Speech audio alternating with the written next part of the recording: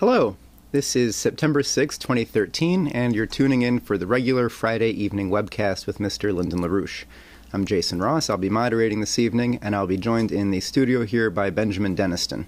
We'll be posing some questions to Mr. LaRouche.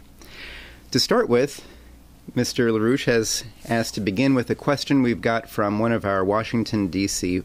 political associates. The question comes in. Mr. LaRouche, we have received reports that there was a face-to-face discussion in St. Petersburg between Presidents Putin and Obama, and that it is clear that the only option for Syria is convening of a Geneva II conference to reach a ceasefire and a political solution. Your own warnings that any military action could lead to nuclear war have resonated. There is clearly an institutional consensus here in the United States involving the vast majority of American citizens, the military, and other institutions that a political solution is urgently needed. Could you please give us your notion of how such a Geneva II process and a political solution could be formulated? Your input at this critical moment on the eve of Congress returning to Washington is most appreciated and needed. We're on the edge of a general breakdown crisis of the economy of most of the world, particularly in Europe, between Europe, the transatlantic region, into the United States and so forth is most notable. In fact, there is, in terms of Wall Street, there is no chance that Wall Street could actually survive in the coming months over that course of time, because they're intrinsically bankrupt, and any further collapse of the economy in general will be also multiplied as a collapse in the Wall Street organization. It's obvious that the intention of the higher Wall Street ranks, like those of the British Empire, is that they are planning to cancel most of the debt of the United States and other nations now, and that will mean reduce the whole thing to a very small fraction of the people that are being carried on the books at this time. So that's where we stand generally. Now, and so therefore a lot of lies on the part of Wall Street. Liars, I guess they're very good at lying. They've become a specialist in that. But the point is, there's no way that we can, under the present conditions and direction, could sustain Wall Street. We couldn't, unless Wall Street were to reduce its own size with its own version of a call-in, a bail-in. So they could bail in a whole bunch of their friends and neighbors up there, and that's what the situation is. So the problem is far different than it might appear to be on the surface in terms of what newspapers and others are saying today. So therefore we have to take an entirely different view of the matter than is put apparent in the newspapers and whatnot. This thing cannot survive, and if they're going to, and what this coincides with is the Queen of England. The Queen of England is operating on the assumption that under her regime, she is going to bring about a reduction of the human population from 7 billion people to 1 or less. She's committed to that. She has the machinery in motion to do exactly that, which means there's a general intention to reduce the population of the planet massively. And this is already in process in Europe, it's in process in the United States, and in process elsewhere. For example, we don't even have enough food supplies to meet our needs of our own people going through this winter season. We don't have the food supplies. They turn food into gasoline or the equivalent. And that, as a result of that, you have people who are going to starve during this winter season. That's the reality. So, but for political reasons, the motion is to try to pretend that everything is going to be normal, plus a few changes in law. But that will not work. The more likely case is that Wall Street will be forced to go bankrupt, because they're already on that stage now. There's no way of avoiding it. But that will mean that things are going to change rapidly, and unless we have a completely new approach to things, instead of what's going now, this system is going to crash in the worst possible way. There's no way that humanity can get by this thing safely through the first of the year under the present conditions. However, on the contrary side, the factor is that if we put Glass-Steagall into play properly as we've intended to do so, we can solve this problem, except for the shortage of food, rather nicely. And that's exactly what we intend to do. So therefore, the answer is, if we succeed in pushing Glass-Steagall through successfully, then the nation will survive. If we're not successful in doing that, the nation will not survive. Not, at least not as we have known it up here before. So that's the thing. We've got an alternative. You pick off Glass-Steagall, support it, and the nation can survive. If you don't, if you want to stick to the old Wall Street system, well, most of your Wall Street comrades will die anyway, of hunger or whatever they die of. And the situation of the people of the United States will be miserable.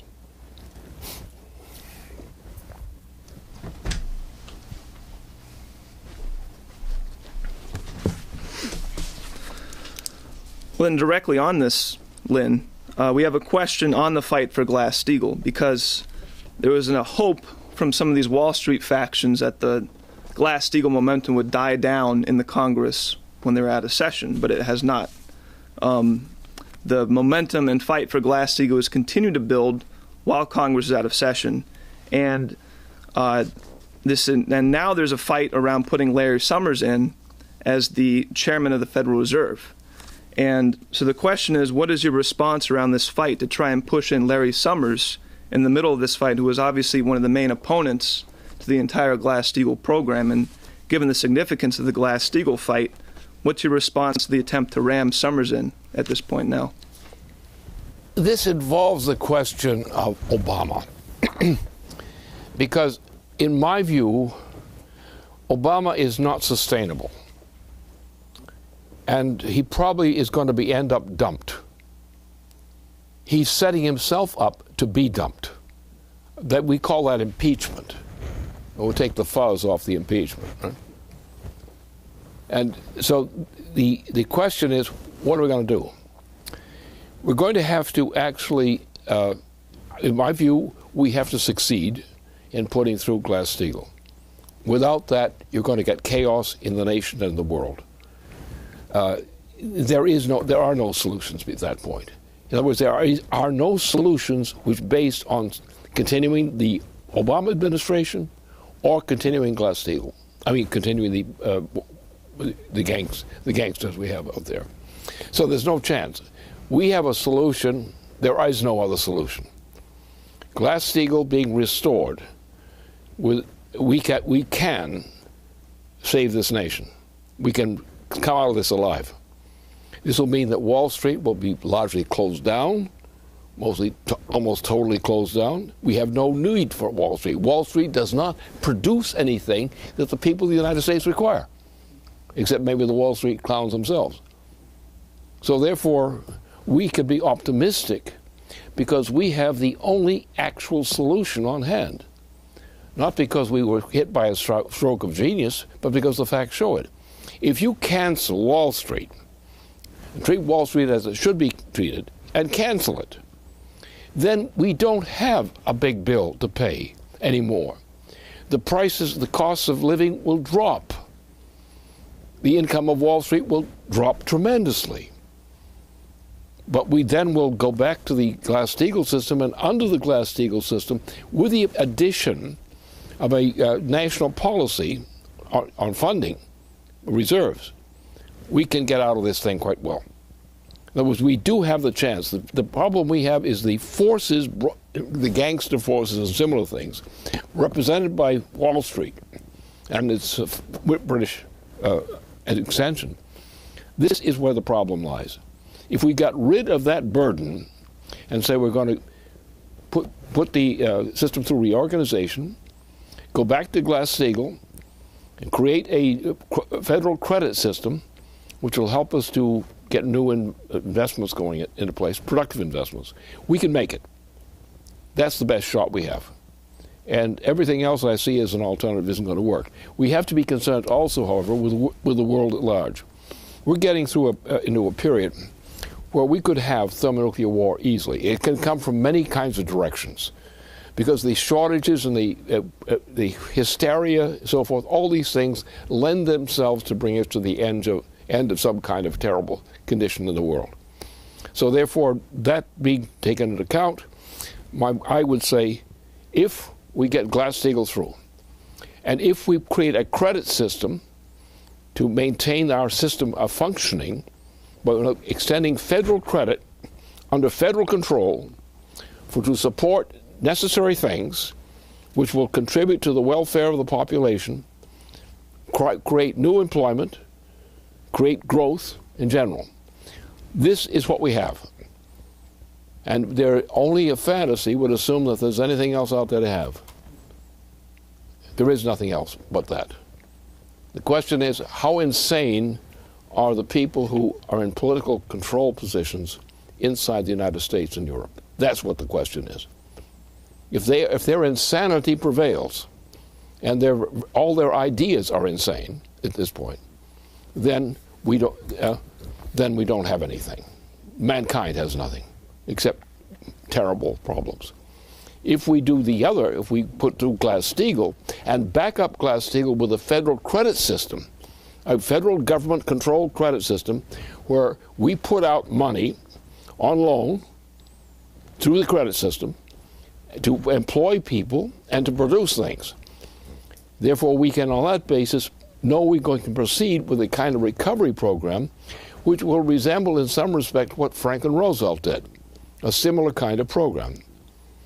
It also means that we will be able to influence positively the situation in Europe, the situation in other parts of the world. And also, we have before our hands right now, we have a wonderful opportunity, which will probably come up in discussion, questions here today, later.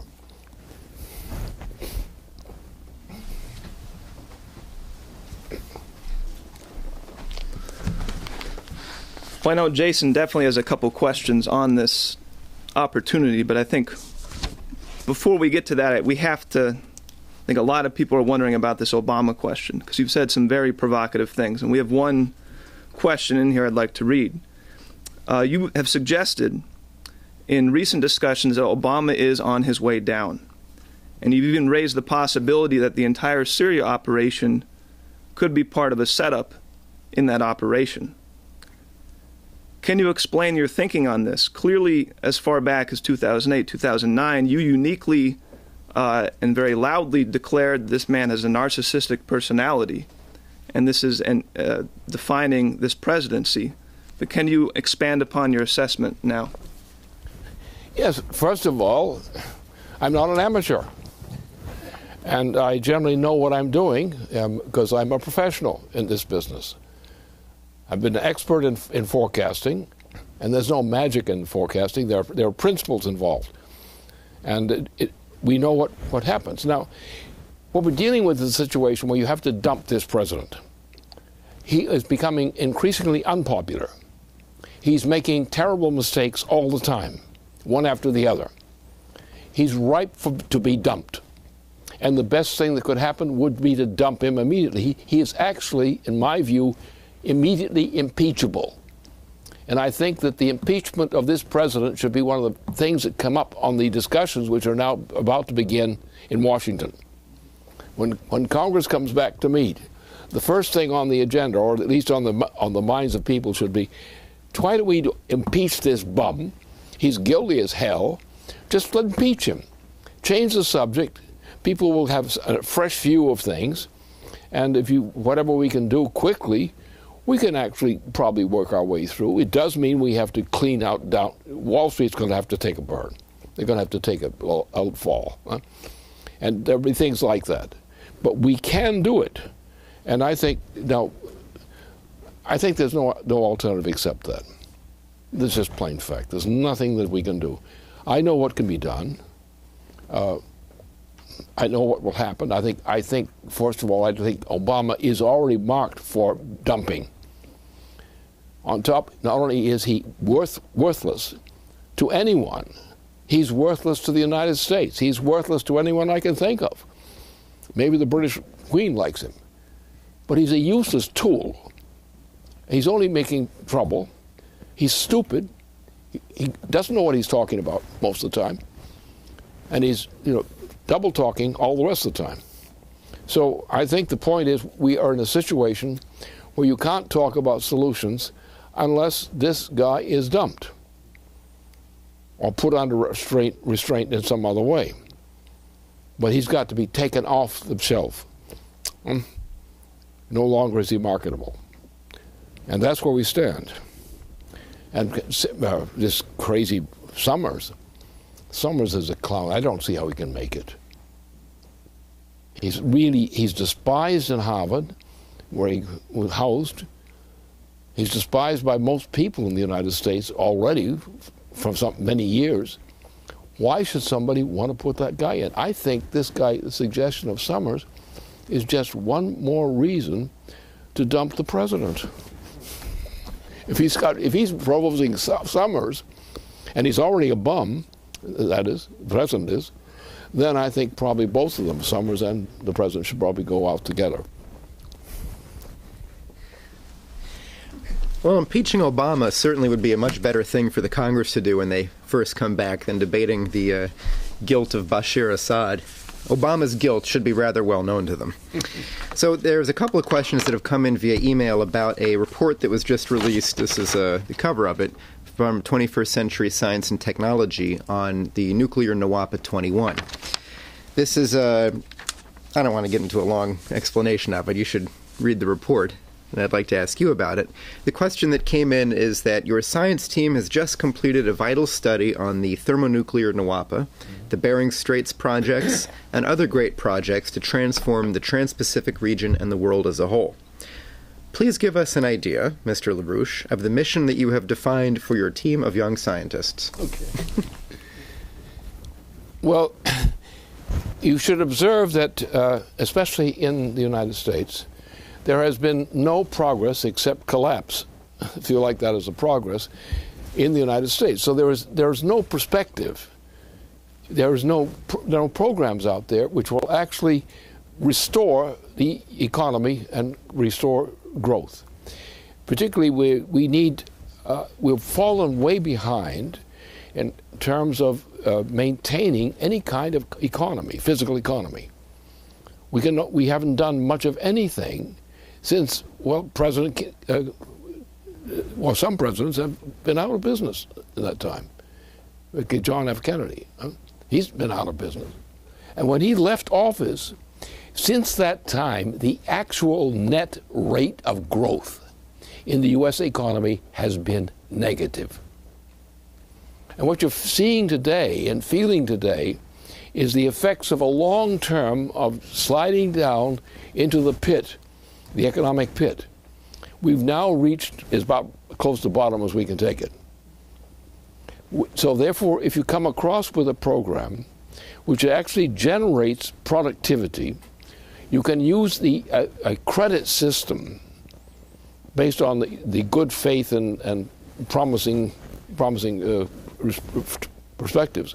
We can create a system which will take major improvements in the world system, and this will enable us to go on something which is comparable to what Franklin Roosevelt did in 1933 and beyond. When you take a program which gets people back to work right away. The program is not really too productive because the people aren't too skilled and so forth and these kinds of things. But, as Roosevelt showed and demonstrated, if you start that, you build up, the first thing is the morale of our people. We have people that are on the streets or not even on the streets. We have young people who have no hope. We have many people who used to have hope, have no more. Look at what happened in Detroit. Thievery, outright thievery, is an official policy of the U.S. government in Detroit. So what we're doing is we're destroying our people. We're demoralizing them. And the first thing you have to do if you're going to start something, you have to remoralize your own people, our people. And we have young youth people. They have no future, none. How are you going to build an economy to restore confidence if you don't have a future for your people? If you have many of our young people are insane, they're clinically insane because of the kinds of circumstances under which they live. Now, Roosevelt understood that. It's worse now than it was under Roosevelt in this terms. But what Roosevelt did was to restore the confidence of the people, the young people, the older people, so forth. And by doing that in the first year or two, which is what he was doing most of the time, he began to build up a process which took off and began to give you real productive programs, real growth, real development. And this hit as we went along, and we emerged, until Roosevelt died, we were on a course which would have changed the world in a way which everyone would think was beautiful. Roosevelt had agreements with all kinds of people and all kinds of institutions and nations. The people of the world respected Roosevelt because of what he had accomplished, because of his policies themselves, which are attractive to them. And that's the way we'll have to go now. We'll have to walk in the footsteps of Roosevelt. We'll also have to launch major programs, including high energy flux density programs. Otherwise, we can't make it. So therefore, what we're doing out of the basement operation is we created a combination of things which, if they're carried through as policies of our government and policies of cooperation with other governments, we can successfully get the United States and the world back in a condition. We can do that. And that's what we have to do. It means we're going to have to, but the problem we're going to have is the greenies, the people with this green ideology. Though, as long as the green ideology controls the policy of the United States, the people of the United States are doomed. And the same thing is true pretty much in Europe. If that green policy continues, they're doomed. The nations are doomed. Now, this is not just a coincidence. The Queen herself, Queen Elizabeth II, who has demanded that the human population be reduced from 7 billion to 1 billion at a rapid rate. She is actually carrying out that policy. This means mass murder of the human population on the basis we have to save civilization by killing, all but 14% of the population. And that's the factor we have to take into account. We have to say, okay, no more. No more. If the Queen has to be thrown out, she has to be thrown out. Because we cannot have this program that she has of reducing the world population rapidly from 7 billion people to 1. And that's her program. That's also implicitly the program of Obama. But I think he's a little muddle-headed about this. His brains don't work too well. They actually never did, but it just became more obviously recently. Some would say that was a key prerequisite for his occupation of the presidency. No, I've got a follow-up question on that about, well, the Greens. I mean, if your goal of your society is to go extinct and to have no impact on the earth and to not exist, it makes it very hard to progress if you're trying not to exist at all. That's not a very worthwhile goal to have. I suggest people drop it. So I've got a question for you about the networks that we're going to need to get the assistance of to really push this project forward. So we've got a lot of people in our country that have been trained in universities. For example, we got engineers, hydrologists, we have people active in the fusion research community, people who are experts in transportation, maglev technology, etc. How do you see the process of pulling such people into the pioneering work of this objective that you're laying out? How are we going to engage these layers? Well, it takes a credit system. Everything that I base myself on is based on the concept of a credit system. And that's Alexander Hamilton's credit system, for example. The United States would not have survived its opening organization as a nation state but for Alexander Hamilton did with the credit system. And the only way we ever, what President Lincoln did in the Civil War. used a credit system, the greenback system. It's a credit system. It worked. So therefore, the characteristic of the United States from the beginning, including the Massachusetts Bay Colony, was always based on the credit system. We go back to a credit system as opposed to a monetarist system, which is our original Constitution. We don't have to change anything except change back to what our Constitution designates. We are a constitutional system. We are a credit system institution, a credit system economy. And if we use that principle of getting people to work, getting them to produce, and passing on to one another group, like farmers to machinists and so forth, they work together because their economy is, the sub-economy each is tantamount to the other in terms of its relationship. So therefore, if we go back to that kind of approach, which is what Lincoln used to get us alive out of the Civil War, and what was done to give us the United States as an active nation in the first place, if we go back to that policy of a credit system based on that, our performance will be good. The question is the quality of performance that's important. Will we get enough credit system? Now, I think what's happened with the proposals for the Trans-Pacific area is typical. If we go to a thermonuclear fusion system of power in the Pacific Ocean region and beyond, we can generate rapidly a combination of development programs which will be the greatest thing that mankind has ever heard. It's all potential. It's all based. We have not done anything recently to speak of in terms of developing the economy of the United States. That sort of ended with the assassination of John F. Kennedy. But if we go back to the thermonuclear fusion, which is absolutely necessary to do the job, we can very quickly turn this situation around in the world. By quickly, I mean we have to allow that a year or two at least is going to be required to just reorganize things and bring some order into things before we really begin to grow again. So therefore, the growing of the population, of the economy for the population, is crucial. But once we have done that, say the first 2 years of a new presidency, for example, by replacing the bum in there or now, that kind of program can work. Also, we can actually, China is in dangerous situation, but China can be stabilized. And this kind of program, interacting with the United States, will help to do that, solve that problem. And we have also Japan is interested in this thing. We have other parts of the world which are not as broken down, relatively speaking, as our European or the Atlantic nations.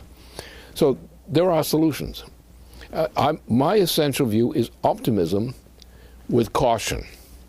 And the caution is you've got to get this president out. You don't have to solve anything. Well, he can be dumped. He's violated enough things to be thrown out of office. And we have to change the policies of a lot of things. We have to shut down Wall Street. We cannot afford, Wall Street owes us too much money. They can never pay it. So one thing we're going to do with Wall Street on the crowd, we're going to pull them into account that they're going to go on an honest money basis. They're not going to get fake credit as they've been doing recently. They're not going to steal as they've been doing recently. So we have all the potential of doing something, and if we take the experience that Franklin Roosevelt had in the 1930s Depression, we as a nation have a heritage, and that heritage is one that works. It worked for the original United States.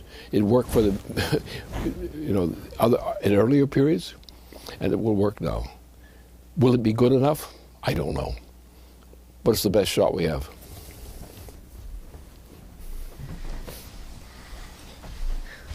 Well, I'd like to ask you one more about the credit system, about the credit system outlook, actually. Because you've stressed in your writings and your presentations that credit isn't a monetary arrangement, that the credit system isn't a different way of dealing with money, and that it's almost it's as much an outlook or direction as it is the policies that you might use to bring that about. I wanted to ask you what you could say about what role society plays in fostering that cultural outlook in people. What's the connection of culture and credit? Well, they are almost the same thing. Now, what we have to do is simply understand what the principles are, which the United States is almost and Europe too have almost lost memory of what the principles are. The principles are a credit system, not a monetarist system. In other words, the monetary system, somebody puts out paper money, or the similar thing as paper money. They say now you can use our money, our paper money, and you can go into debt to use that money. And that creates the usual monster we get as a result. That's how the depression cycles and so forth occur. If you, on the other hand, have operating on a credit system, what you do is you look at what the productive powers are and how they are organized in the nation. For example, it used to be farmers would have one period where they would be doing the work and not getting much income from it. Until they harvested it, you couldn't realize the benefits. But once they'd harvested it, the thing changed, because now you get the other forms of productive employment, and they cut in. And that was what was done by Alexander Hamilton. You had a cyclic system where every part made a contribution to the system, and every part participated in the contribution to the system. If we go back to that system, which we'd used in the Civil War, for example, we used by Roosevelt in order to organize a recovery from a deep depression, a deep and prolonged depression. We use the same method, then take into account the kinds of technologies which are going to be applied to this principle, and we are going to say, well, the first thing we're going to do is what we've discussed, is we're going to actually take the Pacific region, the whole Pacific region, from the Bering Straits and the Arctic down all the way through. We're going to use thermonuclear fusion as a driving force in this process, the commanding driving force, and we shall do just fine. The question is, will we do really enough fine? But we have the United States and most of Europe has had no technological progress in the economies since when? Since actually the death of Kennedy, of John F. Kennedy. We went into a new decline in the U.S. economy from the assassination of Kennedy on down. And the Vietnam War was one of the big draggers which dragged us down. But if we don't get into that kind of mess, and we go along with the principles of the United States Constitution, because we have the U.S. Constitution, all we have to do is get the bums out who are jamming the works. In that case, we can go to recovery. The question is, will it be a big enough effort to actually have a net result that we require? So it's what the people do. We can make the proposal as candidates for this and candidates for that. We can make the proposal. The question is, will the people buy it? Will they respond to it? Will they accept it? And I think they will, if we do it right. But I don't think we have a case where we have to do the kinds of things and impose suffering that Wall Street wants us to do or the British want us to do. We don't have to kill people. We don't have to starve them to death. We don't have to drug them to death. We can get them back, as Roosevelt did in the 1930s.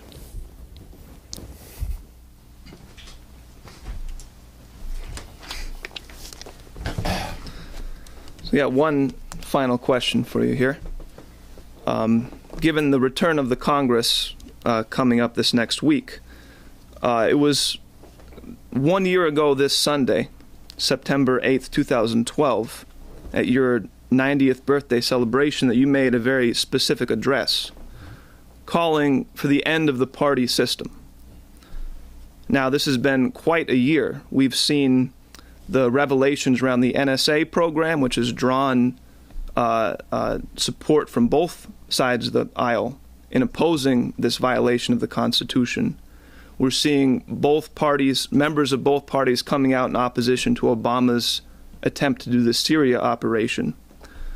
we have two bills, a bill in the House, a bill in the Senate for the reinstatement of Glass-Steagall, both of which are bipartisan efforts. So now 1 year later since you made that address calling for the end of the party system, and with the more clear looming collapse of the current system, and what we're putting on the table with Glass-Steagall, credit, the NWAPA 21 program, this entire fusion-driven Pacific orientation, what do you see as the future of politics in America now? Well, first of all, we've come to a very critical situation. The planet as a whole is in desperation. Now, the nature of the desperation varies with parts of the planet you're talking about. For example, China has got a bad perspective right now under the present world market. But China is not in terrible condition as Europe is or as the United States is and so forth. It doesn't have that degree of problem. But China has a clear problem coming up down the line and not so distant down the line. So therefore, if we simply get a credit system approach among nations by our restricting credit to things that are credit worthy, we can use credit, a credit system controlled by governments. We can use that as a way of financing promises to pay them back, pay this thing back. We can do that. We can do that policy. I think at this point you will find that China's concerned about his policy, so therefore I think China would cooperate with that policy. Japan, it knows it's got a similar kind of problem, different but similar, and so forth. India is in terrible conditions, threatened conditions. Most of the world is in threatened conditions. Africa is in impossible conditions. Europe is bankrupt. And the United States is virtually bankrupt, to say nothing of what's going down in South America. So the point is, you reach the point that you have no option, no guarantees, unless you have the right program. And you cannot go into a hyperinflationary program. You can use credit, but the credit has to be tied to this process.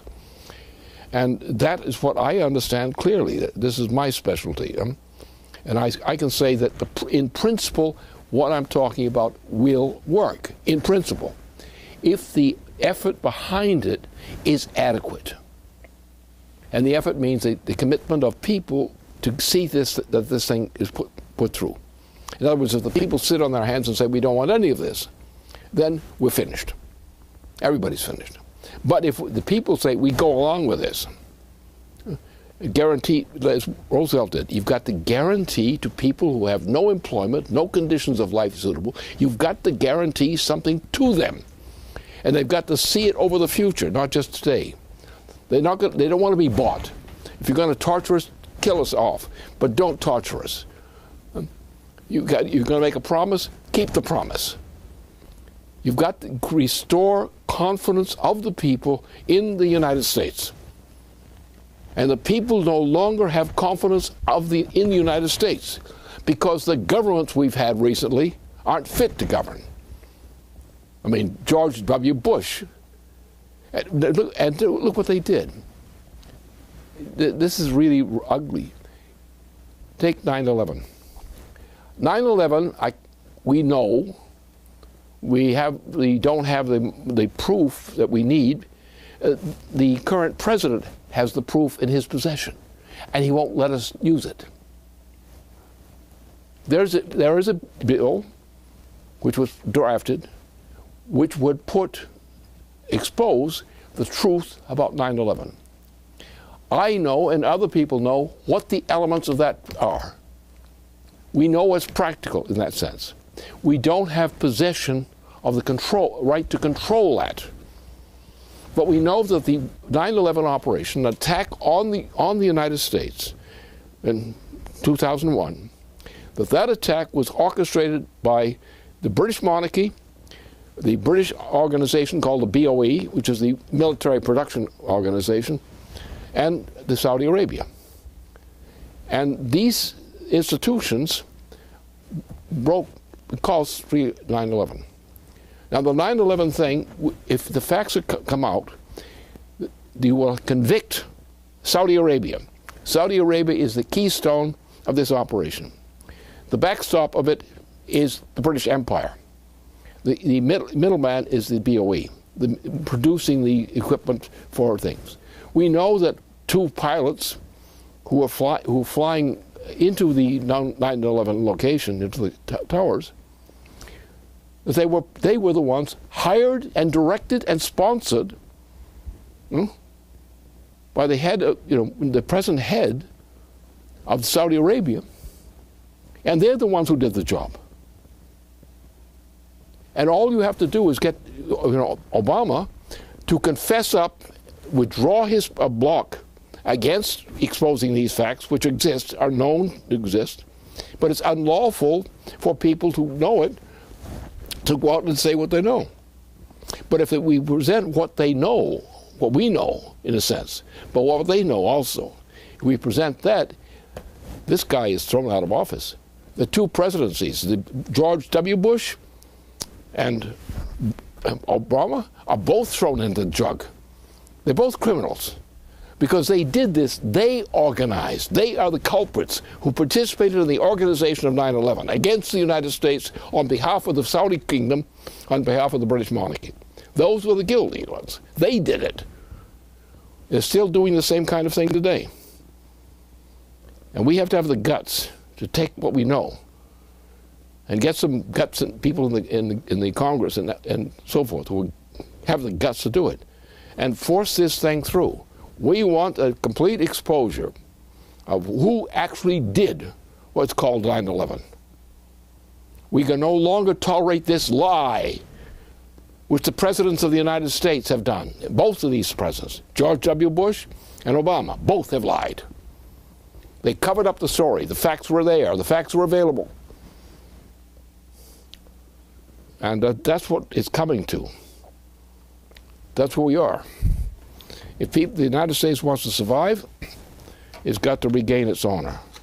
The United States did not, or some poor people abroad did not cause 9/11. The 9/11 was organized under the British monarchy and by the Saudi kingdom.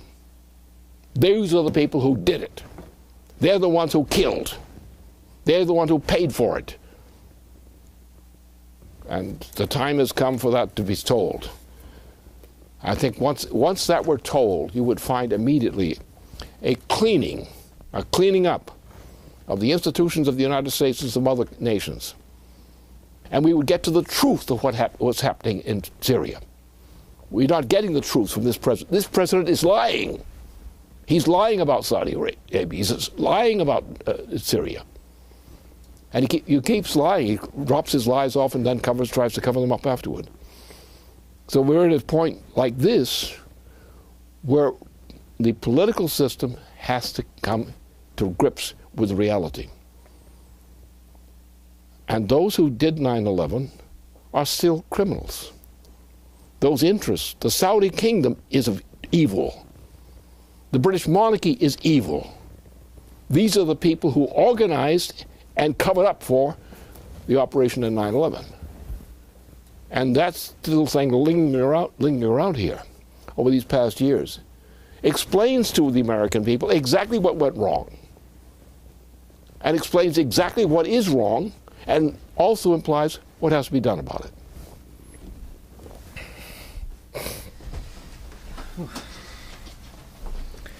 Well, you've certainly delivered a strong message to us tonight, Lynn. Thank you. I'd like to thank everybody for joining us, and I think I'd be sharing the sentiments of many of our viewers and wishing you a very happy birthday this weekend, and hoping for a good many more. Thanks for watching. Good night.